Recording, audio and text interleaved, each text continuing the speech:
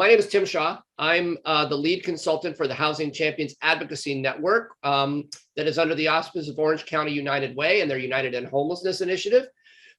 This is an effort to build out a city-by-city, citizen-led advocacy network of people who live in those cities, work in those cities, vote in those cities, to provide the community support that our leadership on city councils and planning commissions need to cast the courageous votes to approve the housing we need to end homelessness. And we are in a really exciting collaborative that has really formed over the last couple of years with our partners at the Kennedy Commission, and you're going to hear from Cesar Covarrubias in just a minute, and at People for Housing, YIMBY, and you'll hear from Elizabeth Hansburg in just a minute.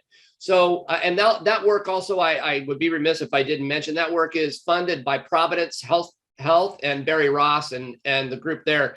They are very supportive of this work, so they deserve a big kudos for funding housing advocacy work here, because they recognize that housing is a crucial component of health in a community, and so we're very grateful for them for their support. So what we do is we do a series of workshops, all of us, all three of these organizations, and working collaboratively, we do a series of trainings and workshops, everything from Advocacy 101 to Homelessness 101. I know that Elizabeth just did something on SB9. So we like to do these together to kind of give you all the tools to be better advocates. These Housing Policy Made Simple sessions, they arose, we kind of consider them office hours. They arose out of the Advocacy 101 sessions that we were doing. We started noticing that people were coming back 3, 4, 5 times to Advocacy 101 because they were just hungry to learn more. But those weren't intended to do a deep dive on anything. And so what we started doing is asking our folks, well, what do you want to learn more about? And so we've done these on everything from parking to inclusionary zoning to housing finance and all kinds of other issues. And we're going to continue to do them. We have some other exciting ones planned for the rest of the year in partnership with Kennedy Commission and People for Housing. So tonight, what we wanted to do, because we're at a critical juncture in the housing element process. I think, and Cesar maybe will have some updated figures for you, but the last I heard from the Southern California Association of Governments, there were only 7 cities or counties, 7 jurisdictions in the entire Southern California region covered by SCAG that were in compliance, whose housing elements were in compliance.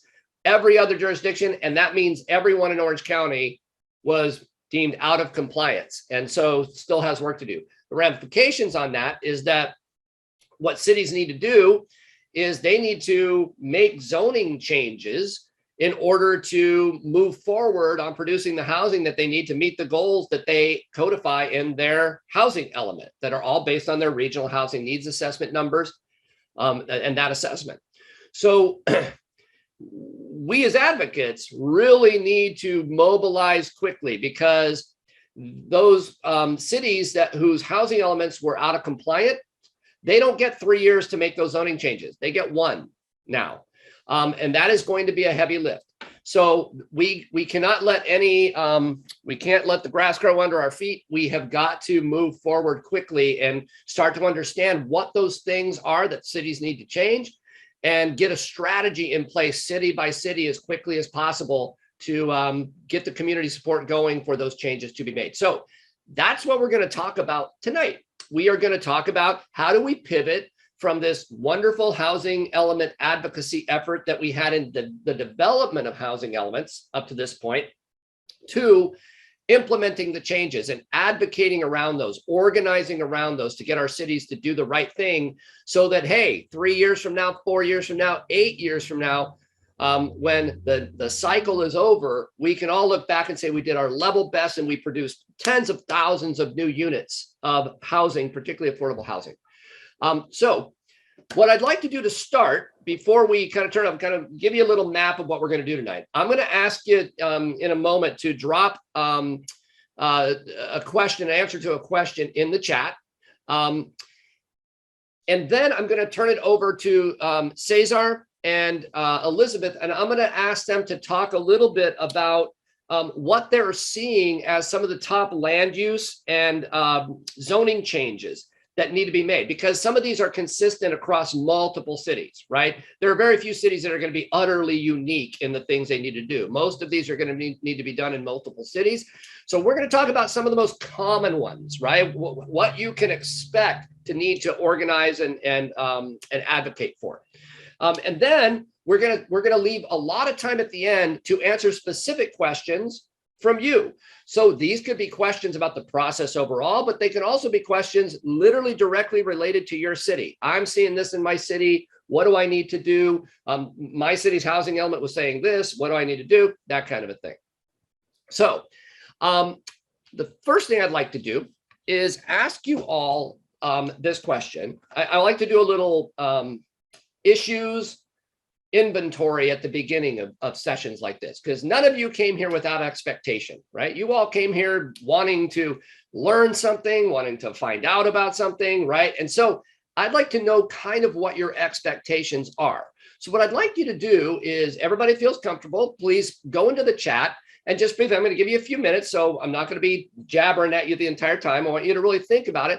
What did you come here really most concerned about related to this topic, related to your city's ability to make the land use and zoning changes necessary to meet the goals of their housing element? And it could be as simple as, I want to understand better what is in my housing element, or it could be very specific to your city. So please take a minute and just drop in there. What is it that you hope to get out of this session tonight? What is it that you hope to learn?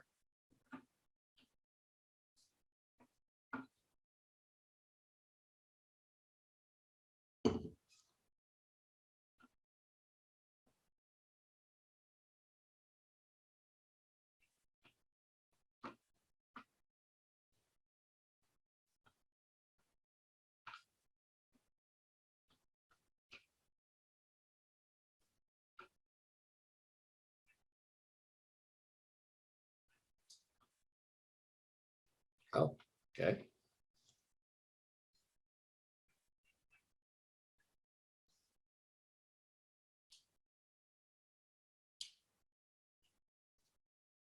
Okay, great.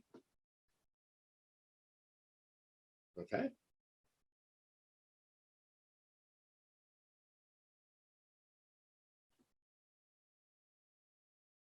Great questions.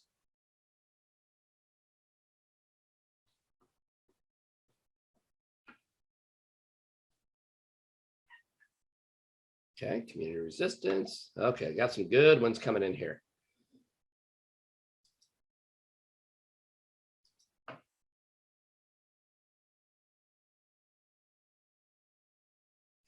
Right. Hey, Tim. Yes. I just dropped into the chat a link for the Campaign for Fair Housing Elements, which has an explainer. I know we're kind of moving on to the zoning changes. So for anybody that wants to have that as a resource to go back and brush up on the basics, I just dropped that in the chat. Excellent, Elizabeth. Thank you. Yeah. And feel free now, because we're going to be talking for a while here, if you want to just go and even peruse that real quick.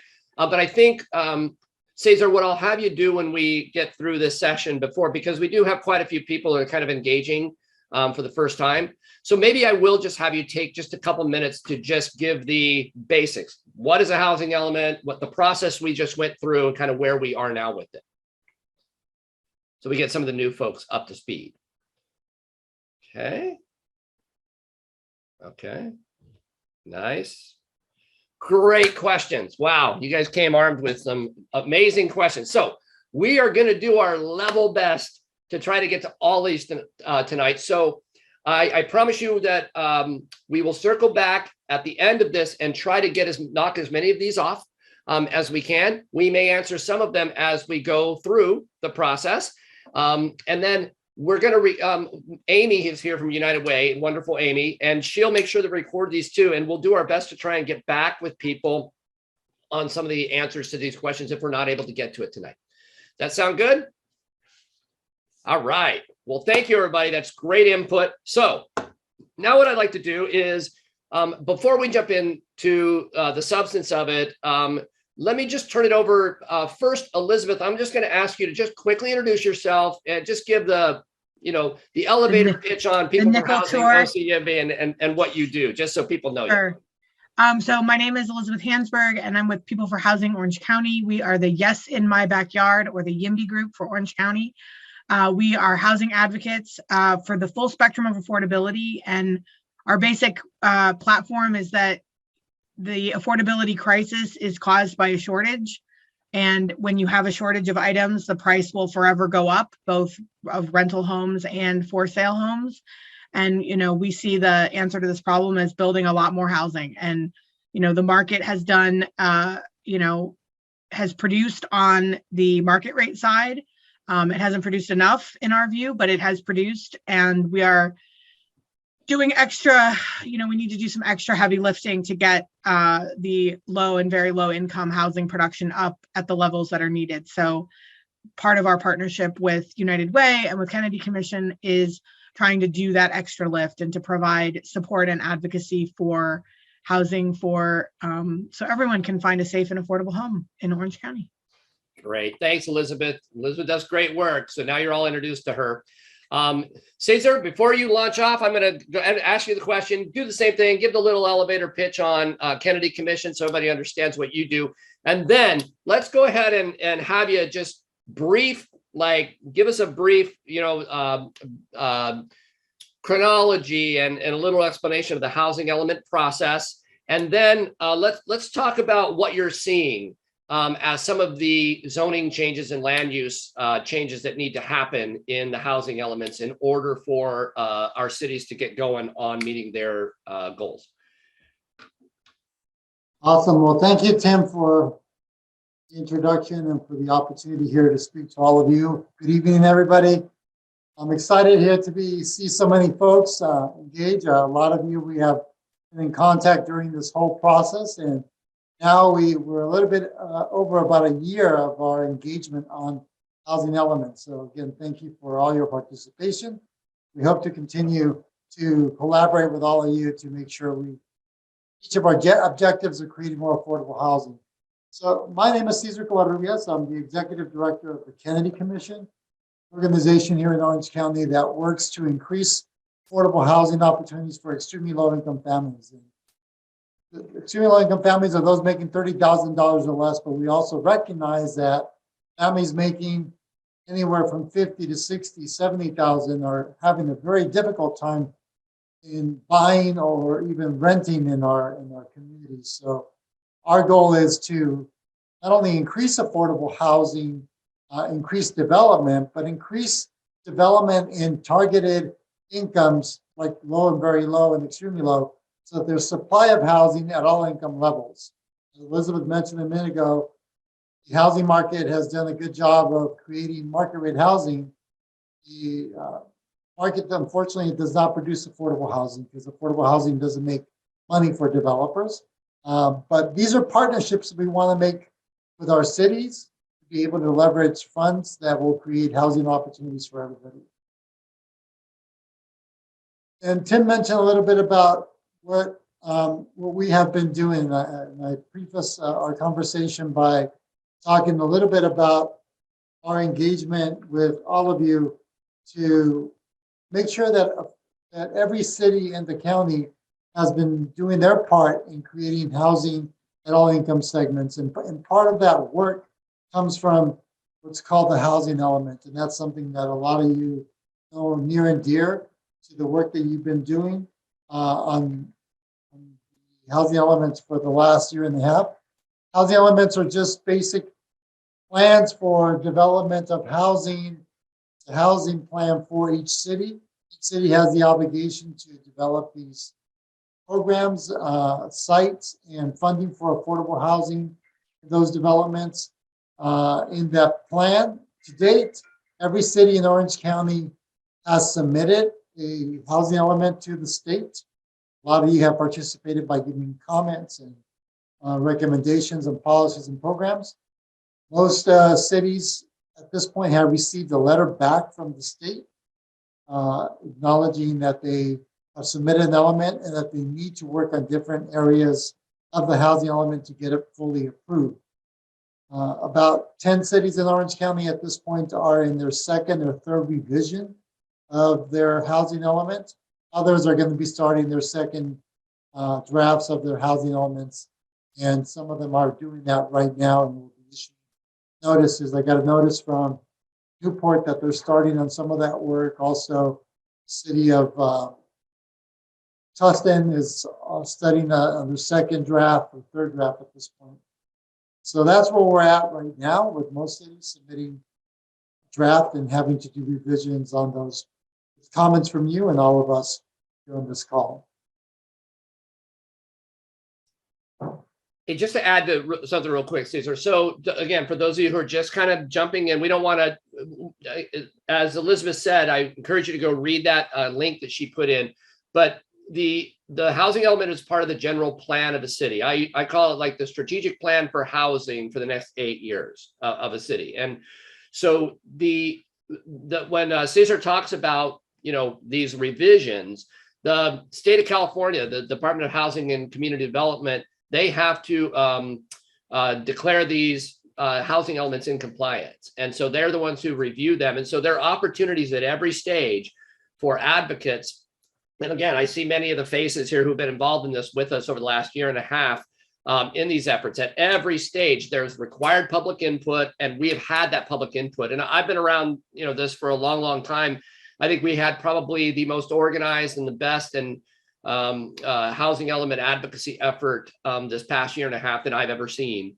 And that's a lot thanks to Cesar and Elizabeth and so many of you on the call here and our advocates. So that's just in a nutshell what it is, and it is pegged to the regional housing needs assessment numbers. This is a process that jurisdictions are required to go through, mandated by the state. And our region, the group that does that is called the Southern California Association of Governments. And they do a regional housing needs assessment that results in a regional housing needs allocation for each of the jurisdictions. So counties and cities in the Southern California region that fall in the SCAG region. And that's how, from those regional housing needs assessment numbers that are broken up by extremely low income, moderate income, and market rate or above moderate income housing, the cities are required to develop housing elements that are basically telling the story of how they're going to meet that regional housing needs allocation. So I hope that gives you just a little bit of a primer. So now what we're going to do is, Cesar, I want you to pivot now to, let's get a little more specific. So as you've reviewed housing elements, and I know you've got a tracker that you're starting to put together to start looking at some of these changes. As I mentioned, and you don't have any additional information on any other cities whose housing elements are now in compliance, do you, outside of the 7 that were originally? Correct. None in Orange County are in compliance at this point. There are some other ones that are from out of the county. Basically, all of the cities in Orange County, if you are here from Orange County, your housing element in your city is out of compliance, and therefore you have a year. In order to, that city has a year to make the zoning changes. So Cesar, talk to us a little bit about some of what you're seeing. What are the most common land use and zoning changes that cities are going to have and advocates are going to have to know about and advocate for cities to get going on this stuff? Great, Tim. But before we head to that, let me just quickly show folks a tracker that we developed that's on our website, countycommission.org, under the housing element tab. This has the city, as where the city's at in terms of their comments. So this is a really easy way to be able to identify where the city is and how we track that. And if you want to send me an email, I can walk you through that for your specific city. These change every week because they are changing based on the input that we have. But with that, we want to make sure that people understand the process, right? As Tim mentioned, the process that we have been following is a very intentional tracking of housing elements in the initial stage of input and also in the development of the housing elements. And the goal for all of us is to get our priorities and our recommendations into these drafts. And ultimately, these drafts elements become the document that's the planning document that you're going to follow for housing development in the city. And what we are starting to do and see is the fruits of all your work, all of our work here. As an example, we have this tracker that we put together that looks at every jurisdiction, and I'm just going to go over the County of Orange right now for simplicity's sake and for us to be able to follow. So our goal in the housing element process was to get commitments from each city on what policies and programs they're going to implement and what sites they're going to be identifying for affordable housing. So we are trying to do now that there are somewhat formal and somewhat defined housing elements. They're not finalized, so they're going to change. But by and large, they may stay somewhere in the draft that they have at this point. But for example, in the County of Orange, we went in there and we pulled what the commitments are. So there's a housing opportunity ordinance that they're going to be expanding. And what they are saying here is that there's an existing overlay, and just for simplification of that, an overlay simply means that there is an additional use that's allowed on a property. So if I have a property today that's commercial or industrial, the county is saying you can use the commercial industrial uses and develop whatever you want in conformance with that. We've also put an overlay, which means an additional overlay onto that use that allows you to do residential development. But in the case of the county, the overlay that we worked on the last planning period and that we preserved in this planning period specifically says that you can use the overlay to create housing on commercial industrial sites, but only if it's 100% affordable development. It's not available for any type of other residential development. And why that's important, it's because the county in this case is relying solely on this overlay to meet the needs of the housing for low and very low. So they're saying we don't need it for anything else. We don't need it for market rate housing. We just need this overlay to meet our affordable housing needs. So that's one example. Every city that you examine will have probably two common things. One is a density bonus, and the density bonus is just a land use requirement. It's a law by the state that says that you can give developers incentives and additional density in exchange for affordable housing. And so the way that that works is if I can build 10 units on 100 units on a property, I can actually, by the use of the density bonus, I can say, I actually want to build 120 or 130, depending on how much affordable I give, I would get a larger percentage of density. In exchange for that new density and for incentives for development, I will restrict 10% or usually it's around 10% of the units for affordable housing or 15% of the use of housing. So that's one you'll see in every city. In our tracker, we're going to have it in every city because every city is required by state law to have that in place. We're also going to see conversations around ADUs, accessory dwelling units. Some of those are being identified to meet the needs for low and very low in most cities. The state is allowing the cities to be able to take credit for some of that accessory dwelling capacity, as long as it's in line with their production. So if the city X has produced 20 ADUs in the past 5 years, the state will do an analysis and say, we will allow you roughly about 100 units. So it's like 5 times more what your production has been to meet your capacity for low, very low. So again, 2 things, ADUs, you'll see that density bonus. Then what you're going to see is what are called overlays. We just went over an overlay. And you're also going to see rezoning. So in the case of a city, they may actually rezone specific sites to meet the needs for low and very low income families or market rate housing. So in some of those cases, what the cities will have to do is they'll have to commit to doing a rezoning program, taking the current use to the new use of residential development within the next 3 years. In the case of all Orange County cities, right now, they're in what's called a 1-year rezoning requirement. And that's because none of them have been able to get their housing elements into compliance during the allotted time, which was within 120 days of the deadline in October.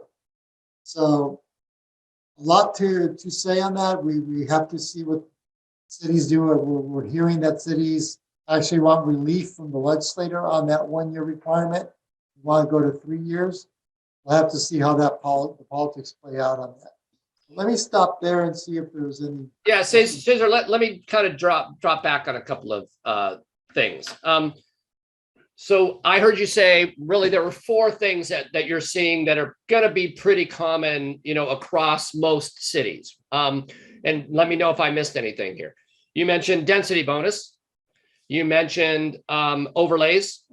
You mentioned ADUs, and you mentioned rezoning specific sites. So let me jump back to overlays for just a second, because I know that's not something that is, if you've not been involved in development, that's not something that you would automatically understand what that means. Can you simplify that even further and just, talk about it again, because it's so important to this process. And I think advocates need to understand this. So can you reiterate again what an overlay is, how it works, how does it get approved, for instance, and then what if advocates really feel like this is something they need to galvanize around or understand, what is the best way for them to understand more about it and how to make it work in their city? Great, thank you. So if we take the example of the County of Orange, the Housing Opportunity Ordinance allows for 100% affordable housing development on identified commercial industrial sites. So that's important. So right now there is a current use, it's commercial and industrial. And what the county in this case is doing, they're providing an additional use. And that's what the overlay, what it does, it says we will preserve the current use. We don't want to do away with it. We don't want to rezone. We want to preserve the commercial industrial use. You can do that if you wish, but we're also giving you an additional option. That option is an overlay that requires that you use a property for residential development only if it's going to be 100% affordable. So it's a good way for cities to preserve their current uses and allow for time to change these areas in a way where the market is allowing that development to happen. And by and large, you see a lot of these overlays in areas where there's industrial commercial, where there's existing uses that are not going to transition overnight. Right? That's a good way to really think about this, is that some of these uses, if you see an overlay, it's going to be intended to change in a period of time of the next 10 years, the next 5 years. So a larger period of time versus a rezone, which means we're just changing the use the next year or the next 2 years. That's going to change forever. You can never go back to that use unless you request another zone. So the overlay provides more flexibility on the overlay provides more flexibility. It also allows for areas to be defined in specific parts of the city. So you can also break it out and say the area around Chapman and Prospect is going to be one area. The area around Tustin and Catella is going to be another area, but the overlay could be over both of them. And a city or the county in their housing element should have identified where they want to employ these overlays, correct? That is correct. So in the case of the county, for example, we have another tracker that we're putting together. The first tracker was for policies and for policies and programs for affordable housing. This tracker is specifying where the opportunity sites for development are going to happen, right? And so, for example, here we see the Housing Opportunity Ordinance. They're identifying in page 169 of the housing element, sites that are going to be incorporated into this overlay And they're going to allow for development at 65 units to the acre. You see that here. The overall capacity of all these sites is going to render 3,654 units of affordable housing if they all get developed. That's just giving you a perspective of where the sites are at and what potential capacity there may be, what densities. Yeah, so you can see why. I hope you're all seeing why this is so important. It's an important tool to be able to use. And we can, you don't have to be an expert on all this stuff, but now you have a little bit of a roadmap of something to look for in your housing element. To what extent is your city proposing to use overlays, right? And then how can you be encouraging, of that? And because you can see that, at least for the county, that is, as Cesar said, they're proposing that as a means to reach 100%, right? If they're affordable. Predominantly, yeah. When you look at the tracker here, that's the important part. We want to do with this tracker, once we get it 100%, is I can quickly look at what are the opportunity sites on the left here. And then I can quickly go to the right and see where's the bulk of the affordable housing going to be. So I see that the housing opportunity ordinance is where I should be paying most of my efforts to be able to advocate. Right. So let me also ask you to jump back again. And again, at the end, y'all, if we have questions specifically about overlays, we're going to do a free for all Q&A at the end, and we can answer some of those questions. But let's jump back also to density bonuses, because I think maybe with some newcomers who aren't familiar with that term, you hear the word density, right? And for some people, that just conjures nightmarish kinds of a thing, like overcrowded housing and things like that, right? Can you give us a little bit of a distinction between what density means and what overcrowding means, and why density is so important for housing development and affordable housing development? And then give us again a quick definition of what a density bonus does and how we might look for that in the context of the housing element. Is that a question for me or for Cesar? Either one of you. Elizabeth, I was just going to say, please jump in at any moment as well if you have anything to add. Okay. I'll take a pass, and Cesar, if you so basically in a density bonus, so you can imagine anyone that is proposing to do a development project, just like any venture in life, it has a budget, and that's called a pro forma. And when and I'm speaking now about the case where you have affordable housing units included in a larger development where the whole development is not affordable. It's a regular market rate unit, or sorry, regular market rate housing development, but as part of the providing the community benefit, one of the community benefits will be a certain amount of affordable housing. The state allows developers to provide that affordable housing in exchange for a bonus, literally meaning they get some extra units in order to help pay for the discounted units, right? So when you build affordable housing, you can build a 100% affordable project. And usually that is made possible by tax credits, government subsidies and philanthropic money. Basically, it's donations and tax money. But when you have a private development, that is done, as a for-profit venture. And so in order to provide affordable housing in that context, there is no subsidy. There's no tax money involved. There's no philanthropic dollars necessarily. It really is money coming out of the developer's pocket. And so in order to facilitate the providing of affordable housing in the larger context of a market rate development, they give the developer a bonus. They allow the developer to do extra units over what might have been in the zoning code, so that they can provide the affordable housing and they're sort of writing down the cost of it. And so this is sort of a way to be able to provide it.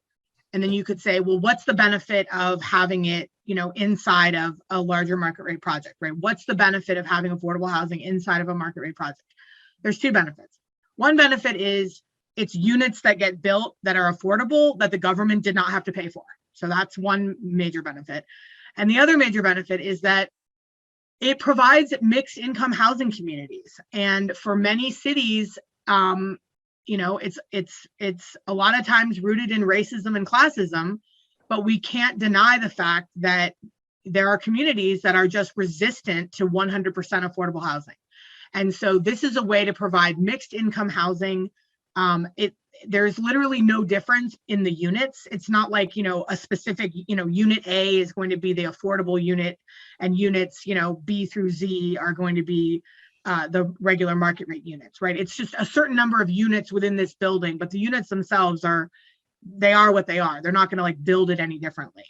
But it's important because, we want to have communities that don't isolate affordable housing in certain parts of the city, right? We don't want all of our affordable housing to be down by the freeway or down by the river. That is not equitable. It does not affirmatively further fair housing. Affirmatively furthering fair housing means is that we provide opportunity sites for low and moderate income housing in all areas of our city, right? So that's the best practices, you could say. So that's what a density bonus means.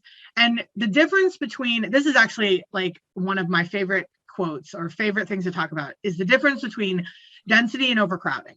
So when you think about density, okay, there's 3 ways to talk about density when we're talking about cities, okay? We can talk about population density, which is persons per square mile, right? How many people per square mile in my town? We can talk about density as a function of household size, right? So how many people per household? That's something that the census measures, right?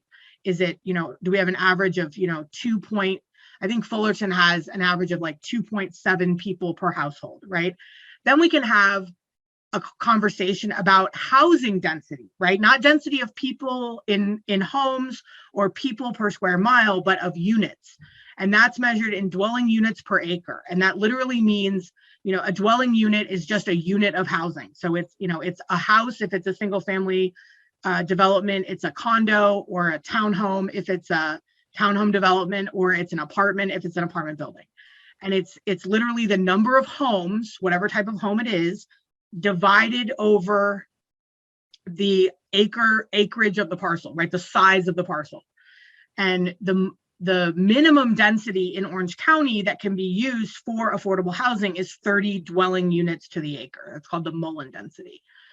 So it's really important when we talk about density that we are careful in our language, particularly because there are some places where density is, the equivalent of a 4-letter word.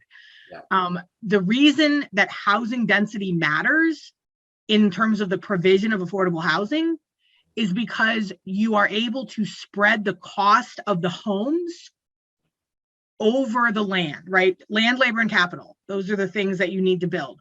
Well, labor, we know materials are going up, right? Building materials are going up. The cost of labor is going up. The cost of land is going up.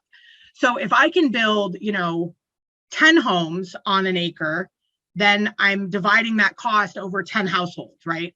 If I only build 1, then that 1 household is paying the full cost of that parcel, right?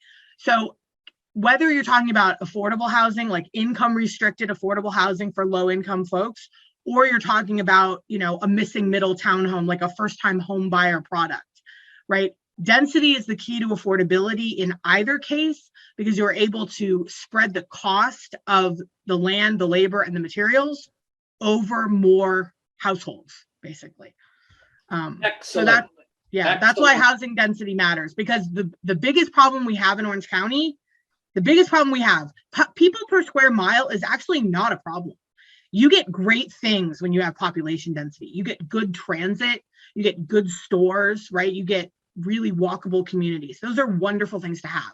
The problematic density is persons per household.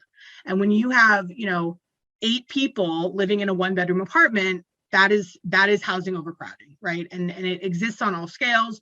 And the negative outcomes of that are, lack of privacy, lack of place for kids to do their homework, lack of sufficient kitchen. If you have multiple families sharing a home and you only have one kitchen, who gets to cook dinner first, right? So those types of questions are really it's important when we talk about density to really identify, like, what's the villain here? The villain here is housing overcrowding. The villain is not, dwelling units per acre. So that's my excellent, Elizabeth. Thank you so much for that. Perfect. So anything to add on that, Cesar, before I move on to the next? Yeah, just quickly, I think the simplest way to think about density is that for affordable housing, you see on this chart, I apologize, I think I wrote on this,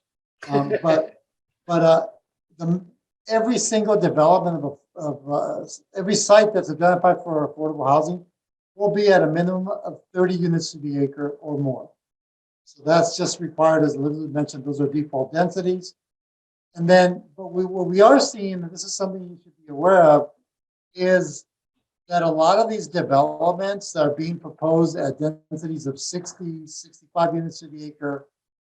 And that's where you really have to be careful, because a density bonus will not necessarily be asked by a developer if they already are getting the density that they need, plus all the incentives. And just to also simplify what a density bonus does, density bonus basically says, if you give me a percentage of affordability, we will give you an increased density, we'll give you by right development, we'll also give you incentives for development. So sometimes it's not so much that the developers want the density, what they want is the process that is a lot easier because they get to approve these projects. But I think what's really important is that in exchange for that, we need to get the affordable housing. And what we are seeing is on these developments that are 65 units, 59 units, we won't get the affordable housing unless there's a policy or a program such as the one in the County of Orange that requires that 100% be affordable. All the other ones don't have a requirement.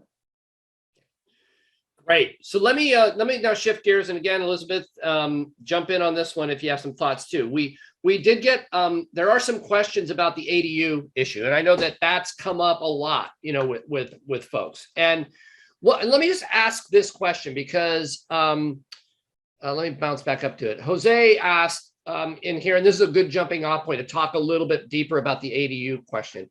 Are there any enforcement mechanisms on cities that count ADUs toward extremely low, very low, or low income categories if homeowners charge market rate rents for them? So I asked that question because it goes to the heart of some of the issues around ADUs related to affordable housing and the ability of ADUs to make a significant dent in sort of the housing goals of a city. I think just to clarify that, the state is allowing cities to take credit for a percentage of their lower income RHNA that can be met through ADUs. And ADUs are just accessory dwelling units or junior units that are added onto your house that have a separate entrance. And they don't have an affordable housing requirement from the state. There isn't legislation that requires that ADUs be affordable. There's a thought process that it will be affordable by its nature because they're smaller units and the rent will be cheap. But they really have not seen that come to fruition in the developments that have happened already in ADUs. There are a few cities, there's at least one city, Dana Point, I think it is, that is asking for covenants of affordability in exchange for them to waive certain fees that they would charge in ADU. So there are some programs that are out there to be able to kind of address that. Any thoughts on that, Elizabeth? Just to echo what Cesar said, which is that, the thinking that because they're smaller and they're not, sort of in a high rise with, amenities, right? You're not going to get a swimming pool and, a dog park and bocce ball courts with your ADU. The thinking is that they will be more affordable, but there isn't any requirement that it be so. The reason that cities are allowed to take credit for some of them is because the Department of Housing and Community Development, HCD, issued guidance around, they called it the safe harbor, meaning that if you use this calculation that HCD provided, that you could safely take credit for a certain percentage of your low income housing through your ADUs. So, it's a gamble, right? I mean, an ADU in Stanton is not going to be, the same as an ADU in Newport Beach, right? I mean,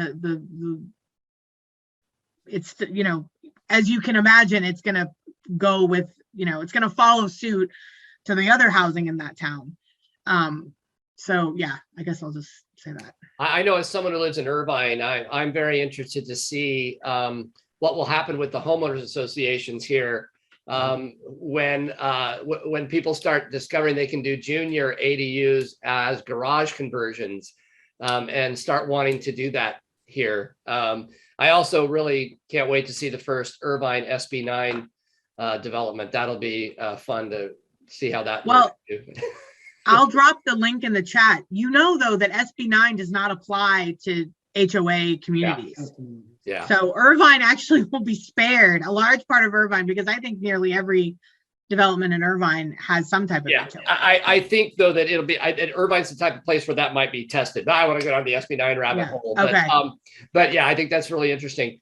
So Tim, one more comment on that. I think as we are looking at these different opportunities, different tools, it's going to be really important as that you look at, we just talked a minute ago on that tracker, like what is the value that's being put towards meeting their goals on affordable housing on these tools, right? And if it's minimal, if it's 100 units out of 2,000 units, you're better off spending time on something else, because the state is going to allow them for that safe harbor. That if they're going beyond that, again, if they've been doing 20 units over the last 5 years and they're saying we're going to take credit for 100 units over the next 8 years, I would just say, okay, well, that's fine. Don't worry about it, right? But if they're trying to take credit for 1,000 units in ADUs, then that's when you would have to do more advocacy and say, wait a minute, how does that doesn't correlate? Right. Okay. So let me shift gears a little bit, and then we're going to spend the rest of our time with your questions. So I'm going to try to get to everybody.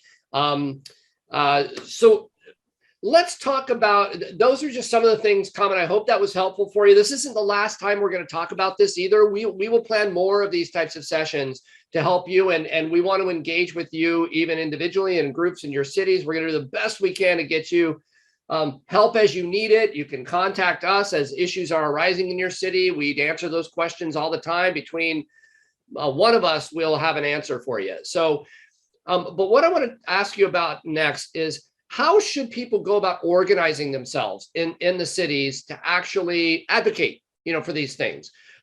We know during the housing development process, we formed some working groups in cities, things like that. What's your advice on how people should organize around these things? I think the best approach for all this work, as you're seeing, it's somewhat complicated and we need to simplify it. And the best way to do that is by having working groups in each city and being able to support those working groups. That way we can zero in on 5 things we need to understand on policy program, 5 things we need to understand on sites, be able to have an education piece on that, along with a platform to see how affordable housing is met in these different opportunities. So that would be our recommendation. I think we continue to also develop tools that will simplify the process, and these trackers that we have in place, once we can make them more public, we certainly will be able to share with everybody how we see the priorities and how these working groups can then take those, say, I want to focus on these 2 things. Yeah, and we will make those, make sure that everybody on all of our email list gets access as soon as Cesar and Kennedy Commission feel like those are ready for prime time, when we can spread those widely so you can have access to those trackers. Elizabeth, any thoughts on that, the organizing? Yeah, it's challenging. I mean, I it's a lot of what I do is try to get folks engaged in the process, and it can be daunting. And so, yeah, I would say, finding people in your community. You don't have to start from scratch. You don't have to go on Facebook and post. You're welcome to, but between Cesar, myself, and the United Way, we have at least one contact in every city. And we would be more than happy to, if you have not already connected with those folks, which probably many of you have, but we would certainly be happy to make those introductions. And I know between the three organizations, we're doing our best to try to provide technical assistance.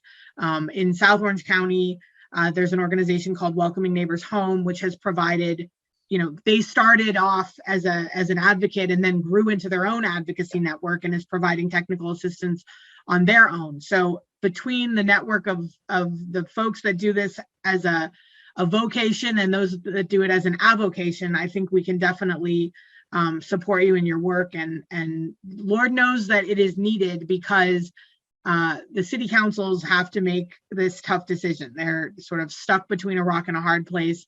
The state is saying, thou shalt do this. And, the message that they're, some electeds, in some ways are grateful that the state is telling them what to do. Honestly, behind closed doors, you'll hear them say, I wouldn't want to have to make this vote without, the pressure of the state. There's others that really have a problem with, Sacramento telling the cities what they have to do, Sacramento inserting itself into local government. Personally, I think that the state is inserting itself because the argument for local control no longer holds any water. Cities have had, the housing element process started back, I think, in like the 80s. This was like the first RHNA cycle, regional housing needs assessment. That was the first time cities were given goals. They had, darn near 40 years of local control to get this stuff implemented and refused to make progress, right? And so now we're stuck with, an unrelenting shortage of places for people to live. And because of that, we, the people who have money are able to displace the people without money. And that's really what we're seeing. And so it means, it makes the need for affordable housing that much more urgent. But, I personally think that, if cities had been building, kind of all along, if we hadn't developed sort of, tall building phobia, right, that nothing can be taller than 2 stories, I think we would have less of a problem than we do today. Yeah. So I would add, those are great. I agree. And I think what we'll do our best to do is connect you all with people in your city who want to form these working groups, who want to lock arms together. I think that's the first and foremost thing I would say. This is no fun to do alone, right? If you feel like you're on an island, with this, and also everybody that, and Elizabeth mentioned our wonderful Welcoming Home Neighbors Home group, that came out of these Advocacy 101 workshops and these gatherings that Elizabeth has been doing and Kennedy Commission has been doing. That's a group that grew up all on their own and kind of started to organize themselves. If we can connect, if you are really serious about wanting to be engaged and connecting your city, contact one of us and we'll connect you with other people. And you don't have to be an expert right out of the gate. The beautiful thing about that group is they all take different roles, right? There are some people, advocacy is something that you can all use your individual gifts for. Not everybody has to get up and speak at a city council meeting. If that absolutely terrifies you and you can't imagine yourself standing up there and doing that, well, Elizabeth has no problem doing that. So let her do that part of it, right? Cesar will go and do that. I'll go and do that. I don't mind it, right? But there are some people who never want to do that. But maybe you're the type of person that can really get to know your housing element and be that sort of expert on the ins and outs and everything that's in the housing element. Maybe you're just somebody who's good at letter writing and organizing, or maybe you just make great cookies. And so when you bring the group together, you're the one that brings the cookies. We need that too, right? So if you lock arms with people and everybody uses a piece of their talents, that means nobody has to be an expert like Cesar and Elizabeth are on this stuff. You don't have to be. I always try to stress that with people. Just go ahead and get started, lock arms with people. And then I maybe do another point.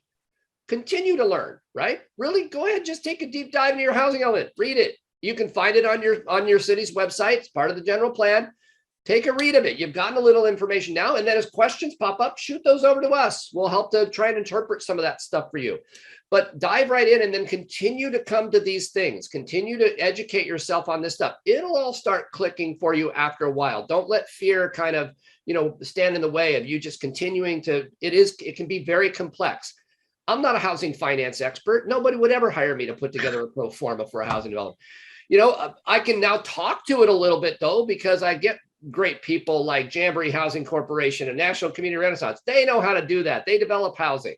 So I'll let them handle the finance stuff. I'll kind of work according to my gifts and talents, right? And another thing I would say that you could start doing right now too is start building relationships with your city council members and your planning commissioners. Get to know who they are, right?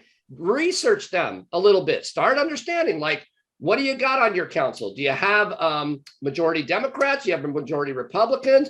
Is there anything that you can Google and find about them and related to housing? Have they been approving stuff? Have they been opposing stuff? Do they come from activism or advocacy on either side of that? Or is this something that they don't even pay any mind to, right? Start getting to know them, researching them. And then as you form your groups, start reaching out to them. They will come. If you have a group of voters in your city and you invite a city council member, hey, we'd just like to come and hear your thoughts on how the city is going to reach its goals on the housing element. We'd just love to hear that and talk with you a little bit about it and know that we support you when you are, approving housing. They'll come and talk with you, right? So start that process. There's no reason why, if you haven't been involved in that you can't start doing that now. Relationship building and advocacy is really, really important. So those are some of the things that I would really recommend that you do. And so let's go ahead and now move on to some of these questions. I'm gonna start grabbing some of them off the chat because there are some of these that are just great. And so Elizabeth, Cesar, I invite either of you to just jump in as I ask these. And the first one I want to ask comes from Mark. What is the best way to respond to residents that will oppose the rezoning the city must accomplish? And then a second question, how will CEQA affect the process? So let's take those two separately.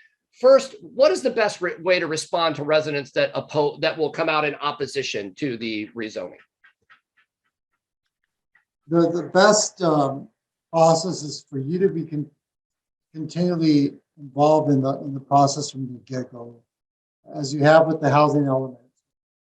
Part of it is it's a natural process where now that we understand where potential development opportunities and sites will happen, now that we understand the policies that go along with that, we have to get an early start to get a campaign going to make sure that we support when these go to the council. You can't just show up to the council the day that they're going to be considered. Yes. There has to be a process where we're continuing to follow the work that we have done, be able to get people out to support and be balanced to those who will resist any type of change, because change is difficult. We understand that, but we also understand that cities have to evolve and they have to meet everybody's housing needs, Right. not just the ones that live there today, right? In many cases, we do have people who live there today. They just live in housing that's not adequate. Yeah. What do you think, Elizabeth? Yeah. So I one of my favorite phrases is that we're making room, right? That's what we're doing. We're making room. We're making room for the folks that are here, that are living in overcrowded conditions, so that we can build more homes, so a family can live in its own home. I have a very good friend who I heard her story about prior to finding a home in an affordable housing development. Her family was one of several families sharing a house, and every family had a room, and that is not uncommon. And folks should be able to have a home for their family, right? Folks should be able to have privacy. Kids should have a place to be able to do their homework. And that's what we're doing. We're making room. And when you can talk about, people and families as, these are not, I don't even want to say foreigners, because the war in Ukraine makes that sound horrible, but these are people that are already here. We're not importing people from other states. These are people that are already here. They're living in overcrowded conditions. And what we're doing with our rezoning is we're making room. And it's the right thing to do. And in addition to the advocacy, I think, this is, we all have to go to sleep at night. And I go to sleep at night knowing that I am on the right side of this issue, right? I will stand tall and beat my drum because I know that I'm on the right side of this issue, that the right thing to do is to make room. And so that's what we're doing. And we can do that. And we don't have to, revolutionize, what our cities look like. There's ways of doing this that's, change is incremental. And not everything is going to change radically, but we do have to make room and we do have to be open to change. So I would say also this, I would add this, those are great comments. I would add that I stopped a long time ago trying to change the minds of all the people in opposition. They're not going to change. I've been doing this a long time. I can count on one hand and not use all the fingers, the number of people whose minds I've changed. The hardcore, not in my backyard, or the bananas build absolutely nothing near anyone, anytime people, they're not going to change. What we do know is that if we get enough of us who want these changes to happen, remember, people don't fear change, they fear loss.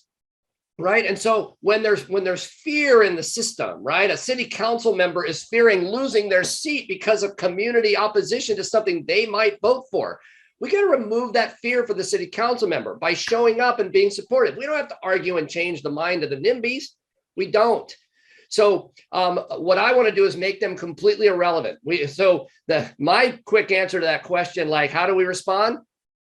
We sit in the back and we wring our hands because we did all that great pre-work that Cesar, myself, and Elizabeth were talking about. We built relationships. We know we got vote number 3 on the city council when something's coming up. We don't have to go up there and threaten and yell or argue with anybody. That's really what we need to bring about. We need smiling. We've seen it just recently. There was a development in San Juan Capistrano, got 24 letters about the development, affordable housing development that's happening down there, including permanent supportive housing for people who have experienced homelessness, right? So some of the hardest housing to site and build.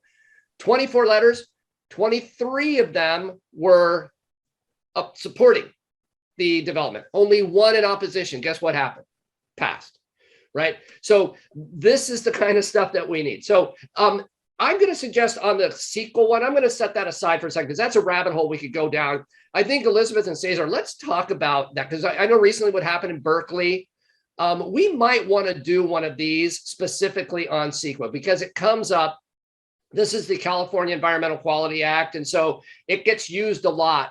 People file lawsuits to stop housing developments under CEQA law. And there was just a big brouhaha in Berkeley. You might have been following it that involved UC Berkeley and them having to rescind admittances to students to UC Berkeley because somebody sued and objected to it on the basis of them needing to build more student housing for it and them being opposed to that. So I'm going to say that got fixed, right? Yay, but it never should have happened. But I think that's one. Let's mark that and let's talk about that at a later meeting that we have about maybe doing something and getting an expert on CEQA to come talk about that.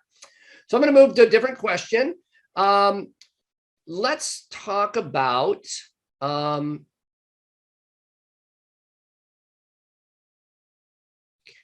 let's see.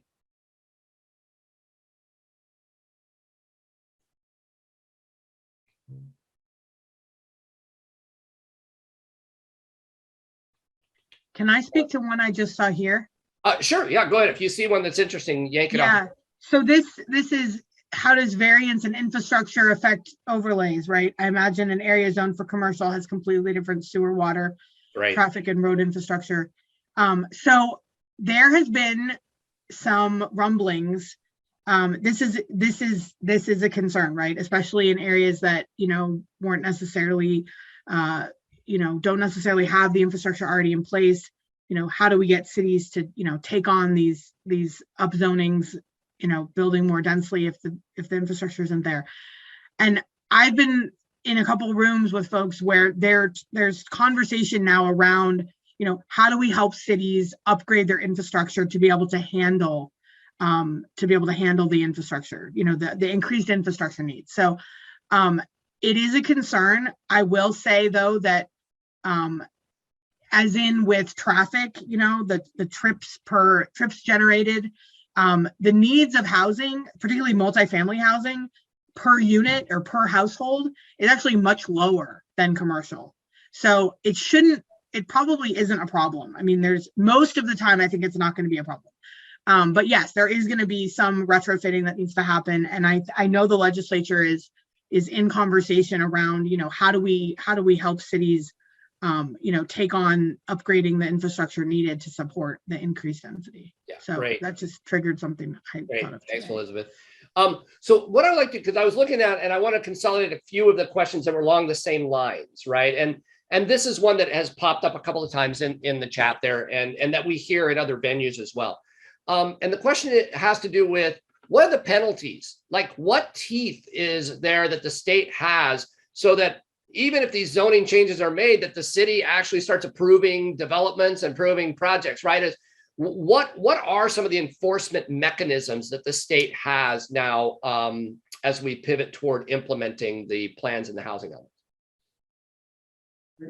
So I think that's what's really important. We talked about a minute ago, identifying what are the commitments in this housing element, because you don't work on these housing elements just so that they sit on a shelf somewhere. We work on these elements so that it gives us a roadmap as to what we can advocate for, what we can implement in the upcoming years. So it's going to be really important to see that probably in the last 4 years, there has been significant new legislation that's trying to strengthen these elements. They're not mandatory. The cities get this number that's called RHNA, Regional Housing Needs Assessment. They just need a plan for that. They don't need to build those units. But we are seeing that many cities are exceeding those RHNA numbers in many cases. So the question is, how do we make sure that affordable housing moves together with market rate housing? And there are some commitments that cities have to put in that housing element. They have to design a program. They have to design a by right requirement. So by right basically means that those identified sites have to be available for development without any discretionary actions. There's no approvals that are needed, but for the land use part of it, right? So we'll be able to see in these housing elements, in these timelines where the cities have programs, they might be able to do them in the first year or second year. When it comes to rezonings, usually the 3-year commitments that they have 3 years to rezone sites to make them available for development. As we talked about it a minute ago, because of the requirements under the statutes in California, most cities or all cities had to be in compliance in order for them to be able to have those 3 years to do the rezonings. And as of October 2021, none of the Orange County cities were in compliance. So therefore, they had 120 days to try and get into compliance. Cities didn't meet that deadline. They're still going on with revisions. So as a consequence for that, if you're not in compliance with the statutory requirement, instead of you doing a 3-year rezoning, you have to actually do your rezonings in 1 year. So that's a real consequence that's there. We did talk about the possibility of legislative changes that allow for more time for Southern California region. So we haven't heard anything concrete. We're hearing a lot of movement on that in Sacramento with different cities and different representatives of cities working to try and get an extension on that. There's also some requirements in terms of when cities have the ability to do certain type of programs. There's one that's called by right programs with a 20% affordability requirement. That happens when cities are identifying sites that they used in the past planning period. So in 2014 to 2021, there was a 5th cycle housing element. If I identified sites in that element, they didn't get developed. Now I have the obligation to, if I want to reuse those, I have to make sure there's a program that requires that at least 20% of those units developed on those sites are affordable at low, very low. There's also a requirement that's called no net loss. So no net loss basically means that I have to make sure that during the whole planning period, all 8 years, I have sites available for all income segments. If I identify sites for lower income, they get developed as market rate housing, then the city has the obligation to rezone sites during the whole planning period to ensure that you have sites available for low, very low, and above moderate. So those are some of the requirements that are based on statute. Elizabeth, if you have others that. Yeah, any other thoughts on that, Elizabeth? From the conversations that I've been privy to, you know, HCD now has a whole bunch of new authority to enforce, you know, housing elements. But I don't really think that HCD has figured out for itself what it wants to do with that new authority. I mean, there's fines, there's, you know, the loss of, you know, if the city goes on for a long time without a compliant housing element, they can lose the ability to issue building permits. There's potentially that your city is no longer eligible for grants that would enable you to build affordable housing. But, you know, in a city that is very resistant to having to add any new housing, the limit of building permits and no funds for affordable housing doesn't sound that bad to them. So they may not care. It's not, you know, the reward, you know, here in some ways, you know, the punishment may or may not, you know, carry weight. And if it's, I mean, I think from what I've been hearing from, you know, HCD has, you know, similar sessions to these, right? Public information sessions for people in the housing world, advocates.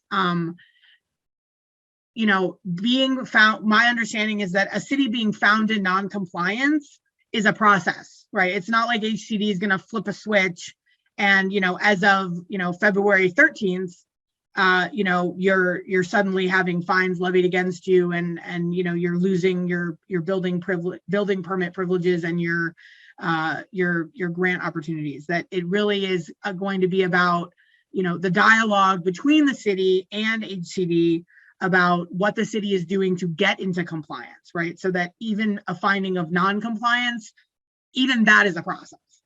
I had not heard about an extension. I do agree with the comment that, you know, more time is, you know, not necessarily going to get us the results we want. So yeah, right now it's a big question mark. It really is. It's a big question mark on how, you know, how HCD is going to wield this new power, you know, and are they going to, you know, go after every city that's non-compliant? Are they going to, you know, target some, you know, big cities that have high RHNA numbers, you know, and go after those cities? Are they going to go after, you know, quote unquote, bad actor cities that thumb their nose? Yeah. You know, it remains to be seen. We yeah. Really, there's a lot we do not know yet. But there are some encouraging signs. I mean, I've never seen the state legislature and the governor move so quickly to slap a city back, or not the city, because the city was to slap something back like what happened in Berkeley just now. Right. So there's Woodland Hills. Yeah, there's right? a high Woodland Hills around these things. So right. So let me drop to another question here. Since overlays can be rezoned 5 to 8 years out, will that cause delays in rezoning? Sorry, can you repeat the question? Since overlays can be rezoned 5 to 8 years out, will it cause delays in rezoning? The overlays cannot be that far out. So remember, there's a 3-year commitment for most programs. Most programs will have to be done within the first 4 years, whether it's a rezoning program or whether it's an overlay. You have to have sites available for the different income categories early on in the planning period so that there's a chance for them to be developed. So that would be an issue that would be brought up to HCD immediately by advocates and others, saying there's a commitment here to rezone sites and we're on year 3 and it hasn't been done. And so there'll be a lot of questions around that.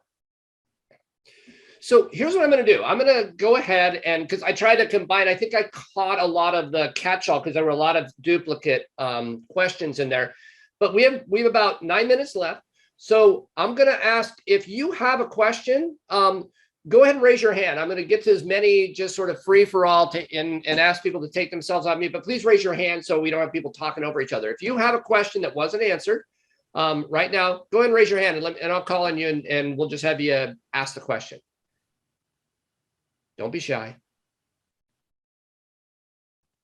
While we're waiting, can I make a plug? So I'm pursuing sort of as a side project, publicizing information about something called, we're calling it a congregational overlay zone or a religious housing overlay zone. And the idea comes from a bill from last year, SB9, which would have enabled, unfortunately it didn't pass, but the idea was to allow affordable housing development on sites owned by congregations, churches, mosques, synagogues, insert your religion here.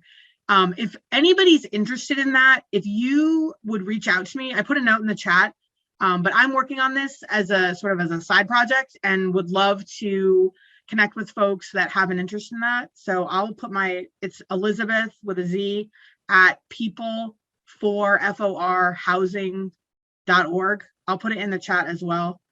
It's for the word, not for the number. Yeah, Liz, I've been saying for a long time, you're not working hard enough. You need a side project to really sink your teeth into on this stuff. I saw earlier, Daniel, I think I saw you raise your hand earlier. Did you get a question answered or did you want to come off mute and ask a question real quick? You know, Tim, I'm trying to find if I can actually form a question from what I'm thinking, but I can't. So may I offer a brief statement? I'm just looking at the cross section of people on the call.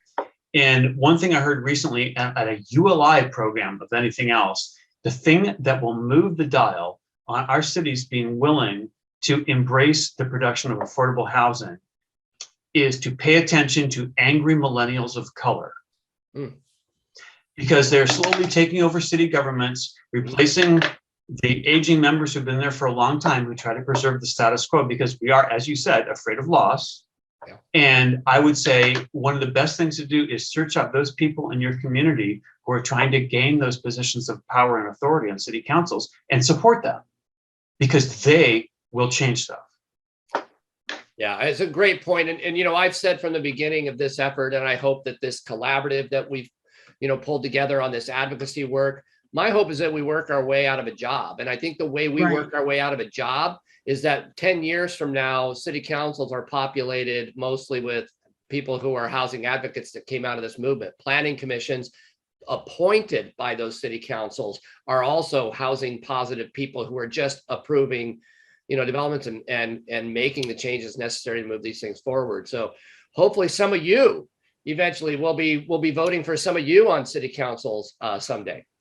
But I think that point is really well taken. I mean, yeah, just from the faces I'm seeing, we are a lot of, you know, over 40, probably over 50 white folks.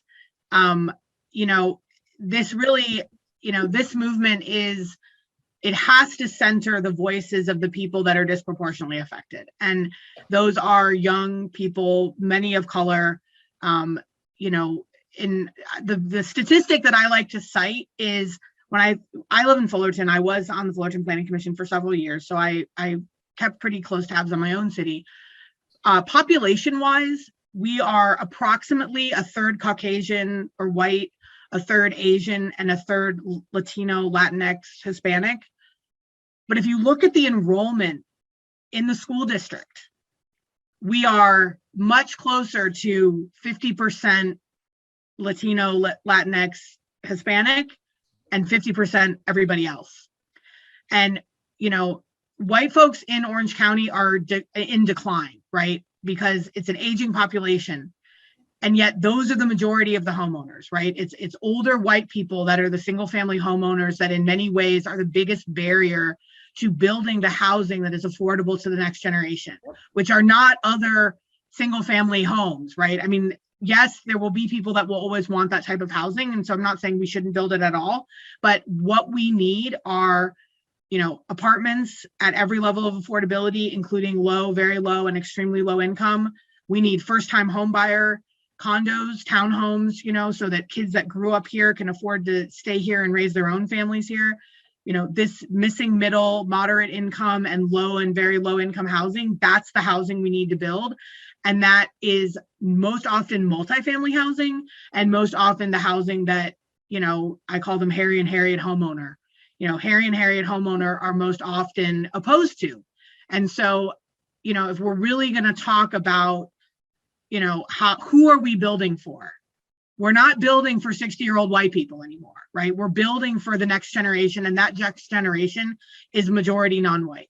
And so those voices are, you know, more important. And we have struggled, I mean, admittedly, we have struggled to bring that voice to the forefront, right? We're a lot of privileged folks in this room who probably have our own stable housing, whether we, you know, have, you know, live with our parents or own our own home, you know, and it's a struggle. It is a struggle. It's a real struggle, but it's an important struggle. And we, you know, we are less strong. We are weaker for not including those voices. And so we need extra outreach, you know, and extra, you know, care to raise up those voices. And it is a challenge. It's a challenge for me. I know, I think it's been a challenge for a lot of the advocacy work. Yeah. So we are coming to the end of our time here. Gina, I think you have your hands up. So I'm going to give you the last question. And if you can make it as quickly as you can ask it, so that we have time to answer it. Okay. Actually, it's more kind of talking about what Elizabeth just said. I am 66 years old. Excuse me, 4 years ago, I couldn't afford to live in my home of 33 years and tried to sell it. Of course, it was bad timing because it was kind of a slump, but luckily a little bit it went up. Problem is, though, I only got a lot less than I thought I would get to survive on now. And now I've been on disability for several years. I moved out to San Jacinto because it's the only place in Southern California I can afford. I wanted to be somewhat close to my kids, and yet my kids, my daughter, for example, had to move to Colorado because she couldn't afford anything here. So the problem is where I moved to, again, is a big area with mobile homes for senior citizens, and no one is trying to allow more non-55 and plus people into these vacancies. And no apartment, there's like 3 apartment buildings that I've seen in this whole little San Jacinto Valley. And I've been plugging away really to help the homeless, and to compatible with that, I'm trying to help the seniors, because in a few years I could be out on the streets myself because I'll run out of the money. You know, I'm on someone mentioned about, in the chat about the money on Social Security is very little. I'm trying to survive on $1,200 a month. I mean, it's ridiculous. Yeah.